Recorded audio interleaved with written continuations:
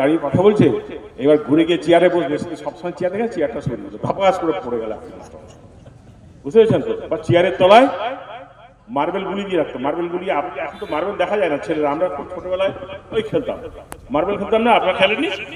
সবাই খেলেছে মনে হয়। তারপরে ওই এক্কা দোক্কা করতাম, খেলতাম, ওগুলো খেলতাম। মার্বেল গুলি গেলে চেয়ারে দিয়ে একটা আঙি করে মারতাম, সেই মার্বেল গুলি চেয়ারের তলায় দিয়ে রাখতো। তো এখনো হচ্ছে নরেন্দ্র মোদীর এই অবস্থা, ঠিক আছে? চেয়ারে হয় চেয়ার থাকবে না, নাহলে চেয়ারের তলায় ওই গুলির মার্বেল গুলি লাগানো হবে, যে কোনো সময় হড়কে পড়ে যাবে। ও 5 বছর কমপ্লিট করতে পারবে বলে আমার ব্যক্তিগতভাবে মনে হয় না যে 5 বছর এই সরকার চলবে। কিন্তু এদিকে ভয় পাওয়ার কিছু নেই, আমরা আছি, হিম্মত করব, যে সিদ্ধান্ত নেবেন সেইটা। কিন্তু আমি যেটা বলতে এসেছি সবথেকে গুরুত্বপূর্ণ জিনিস হচ্ছে, আচ্ছা আরেকটা জিনিস বলি, যে অনেকেই বলছে যে খারিজি মাদ্রাসায় নাকি ইয়ে করা হয়, সব সন্ত্রাসবাদীদের মদত দেওয়া হয়, সন্ত্রাসবাদ শেখানো হয়। আমি তো খারিজি মাদ্রাসা দেখিনি। সমাজে যদি সন্ত্রাসবাদ থাকে, সেটা স্কুলেও থাকতে পারে, কলেজেও থাকতে পারে, ইংলিশ মিডিয়াম স্কুলেও যেমন থাকতে পারে, খারিজি মাদ্রাসাও একটা থাকতে পারে। এইটা নয় যে খারিজি মাদ্রাসায় সব সন্ত্রাসবাদ শেখানো হয়। কেন? যদি আজকে দেখেন, যদি আমরা ধরে নিই যে ওসামা বিন লাদেন খুব বড় সন্ত্রাসবাদী, কিন্তু ওসামা বিন লাদেন কিন্তু অক্সফোর্ডে ইংরেজি পড়েছেন, এখানে নয়, ব্রিটেনে অক্সফোর্ডে গিয়ে ইংরেজি পড়েছেন। আল আজিজ ইউনিভার্সিটিতে তিনি ওখানে ইকোনমিক্স পড়েছেন এবং বিজনেস ম্যানেজমেন্ট পড়েছেন, এবং খুবই শিক্ষিত লোক ছিল ওসামা বিন লাদেন। তাই জন্য ওমর শহীদ কোথাকার লন্ডন স্কুল অফ ইকোনমিক্স থেকে পড়ে উনি বসনিয়াতে যুদ্ধ করতে গেছিলেন একবার। আমি তখন বসনিয়াতে ছিলাম, আমি গেছিলাম ইউনাইটেড নেশনস হয়ে, সংযুক্ত রাষ্ট্রসংঘের হয়ে আমি বসনিয়াতে ছিলাম, ইউরোপে।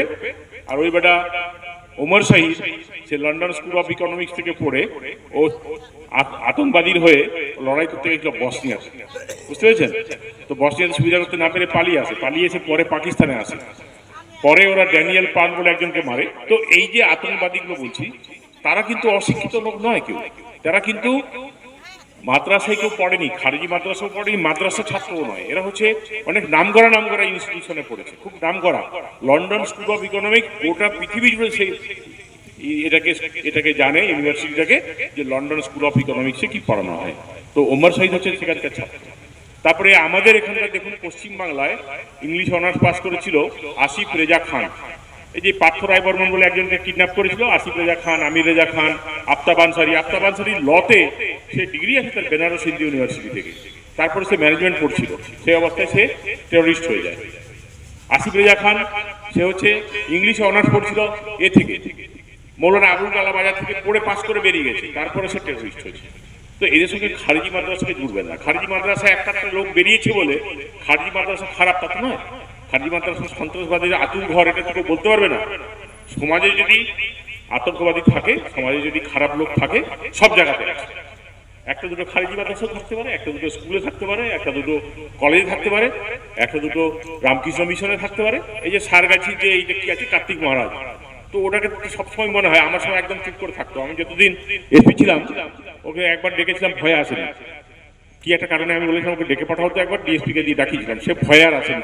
টেম্পু করতো না, আবার জানে ধারে ধরে ঢুকিয়ে দেবে। আমি তো কাউকে রেয়াজ করিনি, ক্রিমিনালদের কাউকে রেয়াজ করিনি। কার্তিক মহারাজকে চেনেন তো, নাম শুনেছেন তো? এই মাঝে মাঝে বেল টাকায় গন্ডগোল লাগায় যে লোকটা, সে তো একটা আতঙ্কবাদী নিজেই, তাই না? তো এ সবসময় বরাবর একটা সাম্প্রদায়িক হাঙ্গামা, একটা দাঙ্গা লাগাবার সবসময় চেষ্টা করে। আমি আপনাদের একটা কথা বলবো, কোনো সময় সমস্ত মানুষকে না, আপনি আপনার ধর্মকে ভালোবাসেন, যেগুলো হিন্দু রয়েছে তারা নিজের ধর্মকে ভালোবাসে, যারা আদিবাসী তাদেরও হিন্দু